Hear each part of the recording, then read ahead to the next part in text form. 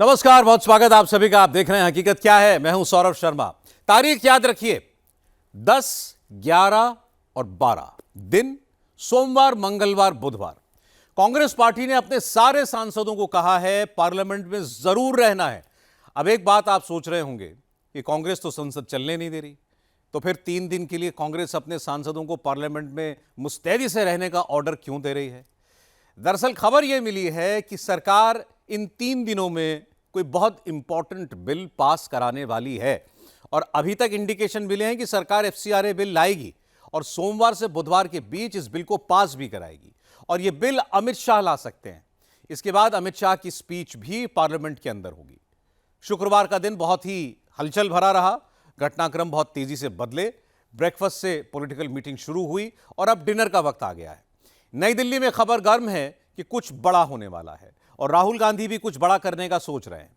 धर्मेंद्र प्रधान के इस्तीफे के बाद राहुल का अगला टारगेट अमित शाह थे और थोड़ी देर पहले अब वो नितिन गडकरी के पीछे पड़ गए हैं। नितिन गडकरी की फाइल खोलकर बैठ गए हैं। फ्राइडे की इस पॉलिटिकल थ्रिलर की एक एक ऑडियो, वीडियो, फुल डायलॉग्स के साथ वॉल्यूम बढ़ाकर देखिए और सुनिए। Mohan Bhagwat ji, Bhagwat home minister, prime minister, RSS is Home Minister of India, तो prime minister also. Mohan Bhagwat है। मोदी कुछ नहीं करेंगे। मोहन भागवत जी, अमित शाह पार्लियामेंट में भी नहीं आएंगे। मोहन भागवत, प्रधानमंत्री मोहन भागवत, गृह मंत्री, मोहन भागवत जी, मोदी सरकार, मोहन भागवत जी, मोहन भागवत जी, मोहन भागवत जी, मोहन भागवत जी कहाँ थे? मोहन भागवत जी, भागवत कह रहे हैं। Mohan Bhagwat ji absent absent absent absent absent. Narendra Modi, Amit Shah, Mohan Bhagwat, अब इन्हीं 3 नामों पर राहुल, अखिलेश, उद्धव, ममता सारे के सारे गए अटक। मोदी सरकार विरोधी गुट लेकर आया नई स्क्रिप्ट। अब इसमें मोदी शाह के अलावा आरएसएस चीफ मोहन भागवत का नाम फिट।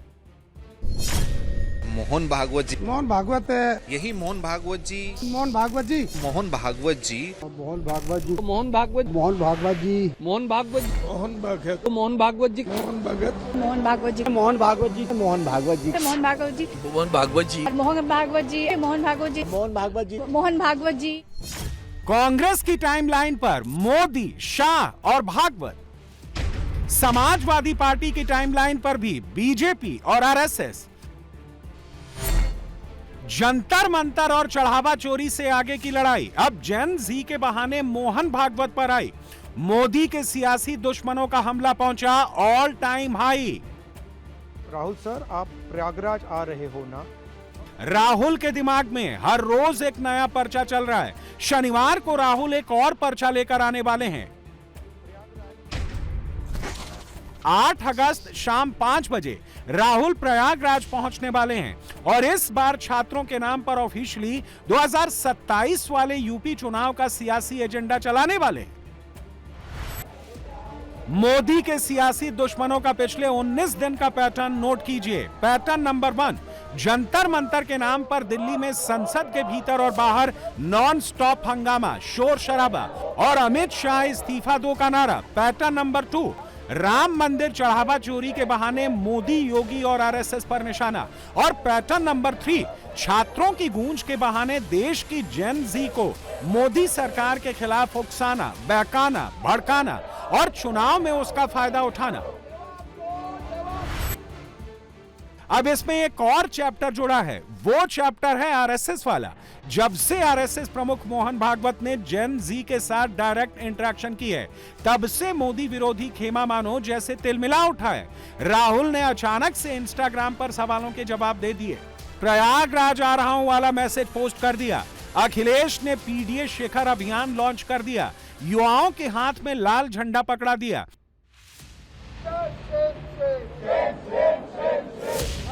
और इन सबके बीच दिल्ली में कांग्रेस और सपा के सांसदों को मोहन भागवत के पीछे लगा दिया गया। नरेंद्र मोदी और अमित शाह के खिलाफ सियासी बयानबाजी के लिए लगा दिया गया। आरएसएस कह रहा है कि इनकी मांगे जायज है, तो स्वीकार क्यों नहीं कराते? क्यों नहीं अमित शाह आके सदन में माफी मांगे, प्रधानमंत्री माफी मांगे? जो जनजीत के साथ हुआ, अगर वो ईमानदार है। जेएनजी से जब बीजेपी की सरकार घबरा गई है तो मोहन भागवत जी को वो संभालने के लिए लगाए जाए। जब ये बिल्कुल फंस जाते हैं तब आरएसएस की शरण में जाते हैं। गद्दी छुड़वा के ही छोड़ेंगे और जब तक गद्दी नहीं छुड़वा लेंगे तब तक हम लोगों का आंदोलन जारी है। मैं मोहन भागवत जी से कहूंगा, आखिर जब आप ही के अनुयायी, आप ही के अधीनस्थ, आप ही के समर्थक हमारे बच्चों पर, जैन जी पर ये आरोप लगा रहे थे, तब आप किस निद्रा में थे? आखिर उनको क्यों नहीं टोका? आखिर कितने भारतीय जनता पार्टी या आरएसएस के कैडर पे आपने कार्रवाई की या कराई? आरएसएस का चरित्र ऐसा है कि ये पानी में कंकर फेंक के देखते हैं कि उसमें कितनी तरंगे उत्पन्न हो रही हैं, तो उसके हिसाब से ये एक कदम आगे बढ़ते हैं, 100 कदम पीछे हटते हैं। तो इनका पीछे हटने का, माफ़ी मांगने का एक गौरवशाली इतिहास है माफ़ी मांगने का। तो और मोहन भागवत जी से हम जानना चाहेंगे कि आप किस कैपेसिटी में ये चीज़ कह रहे हैं। क्या मोहन भागवत जी ये साहस दिखाएंगे कि वो अपनी सरकार को, जिन्होंने जुल्म किया है और जो गृह मंत्री राज्यसभा तक आने से इनकार करते हैं, वो पहले उनको नसीहत देंगे, प्रधानमंत्री और गृह मंत्री को? तो पहले अपना घर ठीक करिए, अपनी मानसिकता ठीक करिए, फिर उसके बाद ज्ञान बांटिए। मोहन भागवत जी, उनसे प्रार्थना है, आपके साथ में जो बैठे हैं ना, उनको पहले शिक्षा दे दो। उनको शिक्षा की जरूरत है, उनको शिक्षा की जरूरत है। देश को विघटन करने वाले बयान और कार्य आपके सब लोग कर रहे हैं, वो पहले रोको।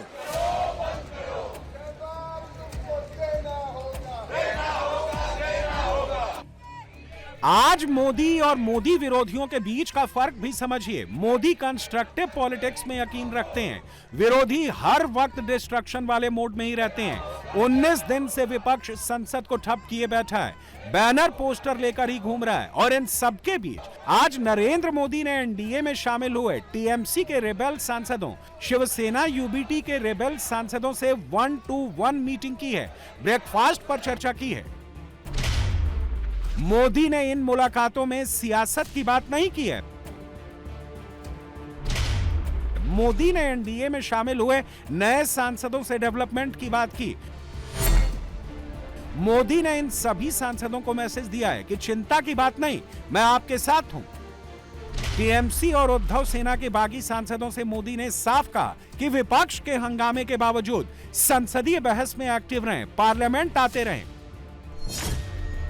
इस मुलाकात में मोदी ने विपक्ष की सोच को भी एक्सपोज किया है और एनडीए के नए सांसदों से साफ साफ कहा है कि कांग्रेस, सपा और लेफ्ट के हंगामे की वजह से नए सांसदों को सदन में बोलने का मौका नहीं मिल पा रहा, जो बिल्कुल भी ठीक नहीं है। मोदी ने जो दूसरा मैसेज दिया है वो ये है कि विरोधियों के हंगामे के बावजूद अपने अपने काम पर फोकस करें, अपने अपने राज्यों के लिए काम करें और जब भी जरूरत महसूस हो तो सीधे प्रधानमंत्री कार्यालय से संपर्क करें। हम लोग अभिभूत है उनका ज्ञान देख के, और उन्होंने जैसे हमारे साथ बर्ताव किया, हमें एक्सेप्ट किया और कहा कि जो 20 साल से एनडीए में है, जो 1 साल है, सब हमारा परिवार है, एकजुट काम करेंगे। सभी लोग आए थे जो एनडीए में नए शामिल हुए हैं। हमारे महाराष्ट्र से जो शिवसेना के सांसद है अभी हमारे साथ जुड़े हुए, वो भी सभी सांसद हम थे।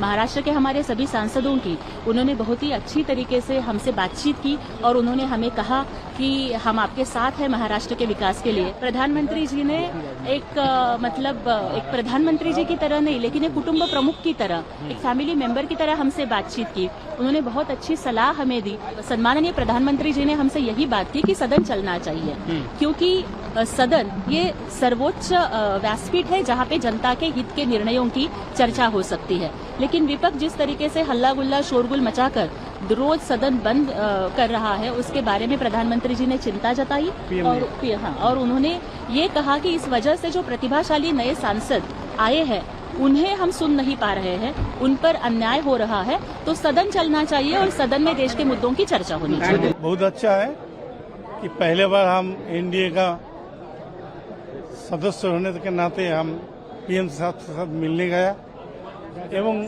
बहुत अच्छा बात भी बोला। पीएम कहा कौन कौन योगा करता है हाथ उठाओ, और 40 साल उम्र हो जाने के बाद जरूर एक बार बॉडी चेक जरूर कराना, और eastern region, north eastern region को डेवलपमेंट के बारे में बहुत कुछ कहा। उनका जो सपना है उसको पूर्ण करेंगे। पीएम साहब से जब मुलाकात हुई उन्होंने यही बताया कि आप ज़्यादा से ज़्यादा यहाँ पे आइए, अटेंड करिए और आप समझिए कि पार्लियामेंट पूरा देखिए, समझिए और क्या इसकी इम्पोर्टेंस है और क्या आप चेंज ला सकते हैं, उसके बारे में ज़रूर आप सदन में विषय में बात करिए। और एक जो यहाँ का नियम है, जो उस मर्यादा में रह के हमेशा जो है वो बात रखनी है और करनी है। बहुत कुछ उनसे सीखने को मिलता है, तो वो मार्गदर्शन है हम सबके और बहुत मज़ा आया। और ये सौभाग्य वाली बात है हमारे कि हम सबको बुलाया, मिले और जो उनके साथ थोड़ा भी टाइम आप रह जाते हो तो वो बड़ा पॉजिटिविटी फैल जाती है आप में। यही है मोदी के कंस्ट्रक्टिव स्टाइल और विरोधियों के डिसरप्टिव यानी हर काम में बाधा डालने वाले अप्रोच का फर्क। मोदी नेगेटिव पॉलिटिक्स नहीं करते, विपक्ष के हंगामे के बावजूद काम पर फोकस करते हैं।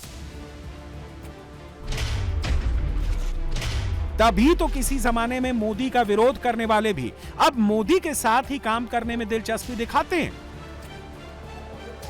इसी पैमाने पर आप विपक्ष की नेगेटिव पॉलिटिक्स देखिए।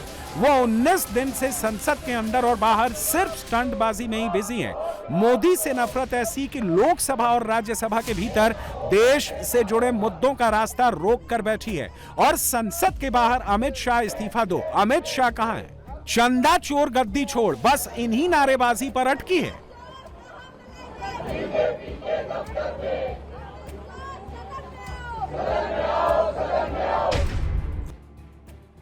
और आज इसमें एक नए पोस्टर की एंट्री हुई है। कांग्रेस और इंडिया अलायंस की पार्टियों के सांसद आज एक अटेंडेंस शीट लेकर आए थे। शीट पर अमित शाह का नाम लिखा था और नीचे 21 जुलाई से 7 अगस्त की तारीख तक एब्सेंट वाला टेक्स्ट चिपकाया गया था।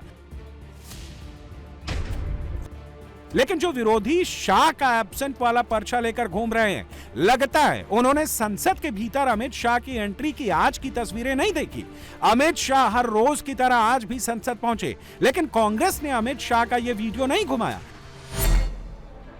कांग्रेस ने यह पोस्टर बनाया और सोशल मीडिया पर ऐसे कैप्शन के साथ भ्रम फैलाया जैसे अमित शाह विपक्ष के डर के मारे संसद नहीं आ रहे हैं, विपक्ष के सवालों का जवाब देने से घबरा रहे हैं। लगता तो नहीं है, मुझे लगता है कि वो आने से डर रहे हैं, किसी वजह से नहीं आ रहे हैं। आना चाहिए, जवाब देना चाहिए, स्टेटमेंट देना चाहिए, इसमें क्या बात है? कुछ हुआ है, गलत हुआ है तो जिम्मेदारी लीजिए। भारतीय जनता पार्टी के जाने के लक्षण आज भी गृह मंत्री नहीं है, उनसे संबंधित दिन है पर नहीं है। प्रधानमंत्री तो जैसे सदन की तरफ देखना नहीं चाहते। ये सब भारत के संविधान की मूल भावना के खिलाफ है। मोदी विरोधी इकोसिस्टम, अमित शाह वाला जो सवाल संसद के बाहर और सोशल मीडिया पर पूछ रहा था, वही सवाल वो संसद के भीतर भी पूछता दिखा। 11 बजे लोकसभा स्थगित होने के बाद दोपहर 12:15 बजे का ये फ्रेम देखिए। विपक्ष के सारे सांसद अपनी सीट छोड़कर सीधे वेल में जा पहुंचे। कई विपक्षी सांसद तो सत्ता पक्ष वाले साइड जाकर भी खड़े हो गए। सेम टू सेम इसी का रिपीट टेलीकास्ट राज्यसभा में दोपहर 12:03 पर हुआ। नीचे की ओर गौर से देखिए, विपक्षी सांसद कैसे राज्यसभा में सभापति के ठीक सामने हाथ ऊपर उठाकर काम को रोकने की कोशिश कर रहे हैं। और इसके ठीक 1 मिनट बाद का फ्रेम देखिए, 12:04 पर पूरा विपक्षी खेमा वेल में कूद गया, जबरदस्त तरीके से नारेबाजी करने लगा। विपक्ष सुनने को राजी नहीं था। वो अमित शाह सदन में आओ की डिमांड कर रहा था, शाह के इस्तीफे की मांग कर रहा था। मगर आज केंद्रीय मंत्री रिजिजू के एक जवाब ने पूरे विपक्ष के एजेंडे को पंक्चर कर दिया। कुछ नहीं बोलना, आपसे यही विनती करूंगा,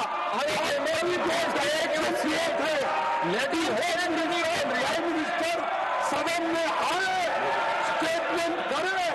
इसकी बात आपने कही थी, लेकिन आपके बात को भी वो मर्यादा नहीं कर रहे, आपका अपमान कर रहे, इस हाउस का अपमान कर रहे। Leader of the opposition house को डिस्टर्ब कर रहे हैं, कोई डायरेक्शन नहीं दिया चेयर से।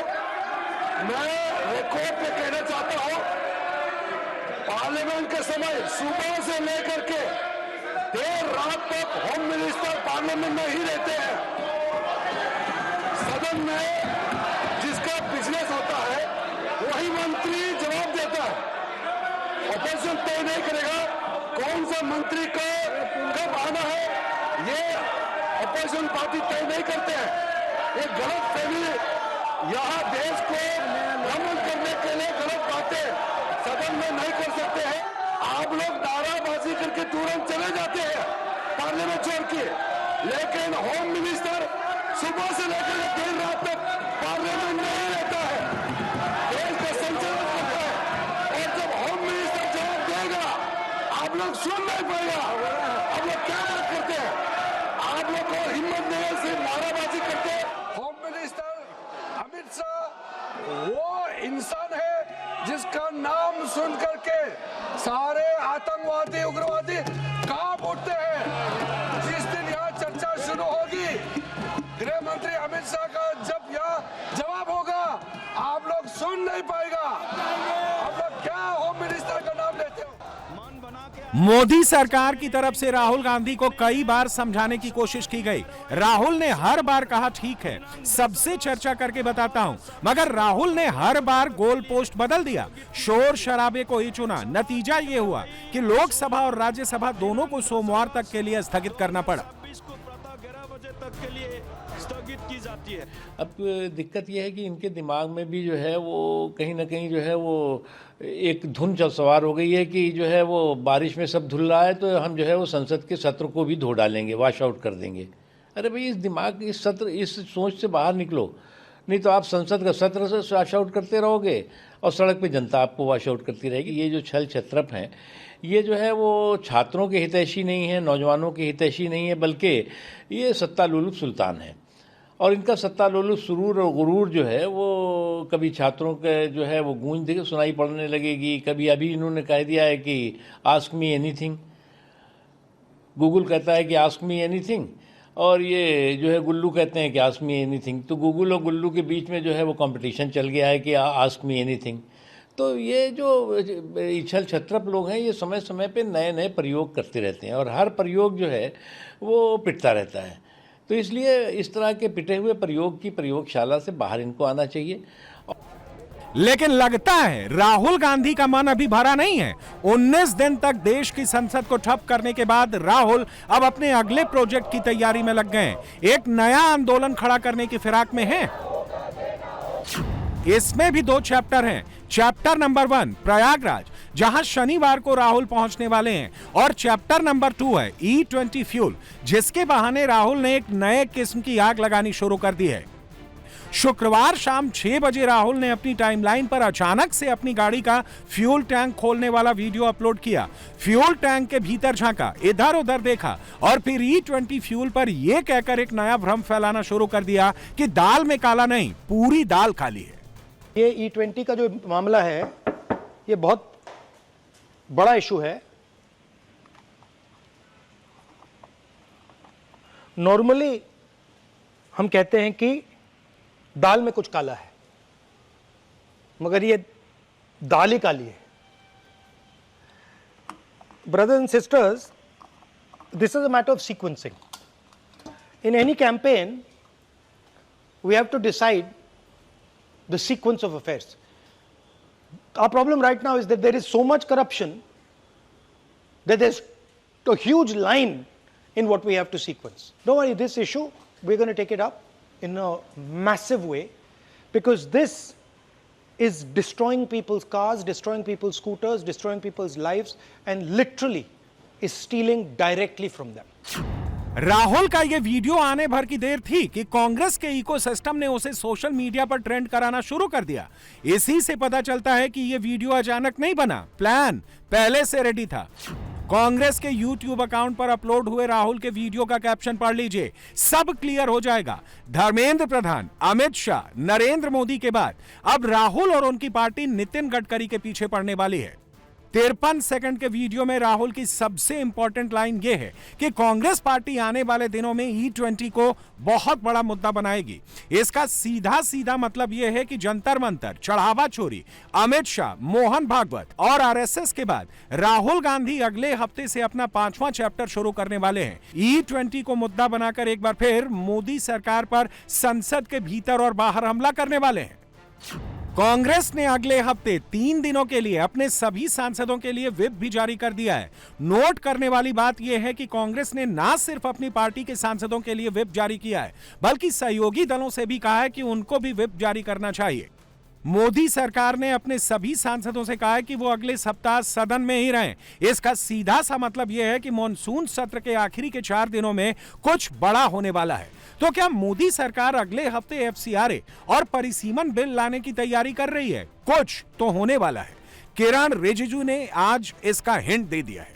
वो सरकार तय करेंगे, वो व्यवस्था होता है। अभी तो बिल्स पारित हो रहे हैं। हाँ, हमारा 3 नए बिल आ रहे हैं, ट्राइब्यूनल्स वाला भी आ रहे हैं, हमारे पास माइंस एंड मिनरल्स वाला बिल्स भी आ रहे हैं। बहुत इंपॉर्टेंट बिल्स हमारे पास और है सरकार के पास, उसको भी हम लेके आ रहे हैं। Every bill is important for the government and every bill is priority. Which bill is to be brought at what time, which day, I can not definitely say. देखिए, डिलिमिटेशन, वुमेन रिजर्वेशन बहुत महत्वपूर्ण मुद्दे हैं। अब वो कहते हैं कि डिलिमिटेशन, वुमेन रिजर्वेशन को कांग्रेस विरोध करते हैं, तो ये तो एक तरीके से देश के महिलाओं के साथ धोखा है। तो सब मालूम है, हम लोग का कमिटमेंट को तो सब जानते हैं। प्रधानमंत्री जी ने बार बार कहा है कि महिलाओं को उनका अधिकार देके हम रहेंगे, और कांग्रेस इसको बार बार विरोध कर रहे हैं। कांग्रेस को झेलना पड़ेगा ये महिला विरोधी होने का। तो कमर कस लीजिए। 19 दिन तक संसद के बाहर विपक्ष ने जो भी सियासी स्टंट किया, जो भी पॉलिटिकल ड्रामा किया, उसका क्लाइमैक्स अगले हफ्ते देख सकता है। अमित शाह कहां है, ये पूछने वाले नोट कर लें। पिक्चर अभी बाकी है, शाह का जवाब आना बाकी है।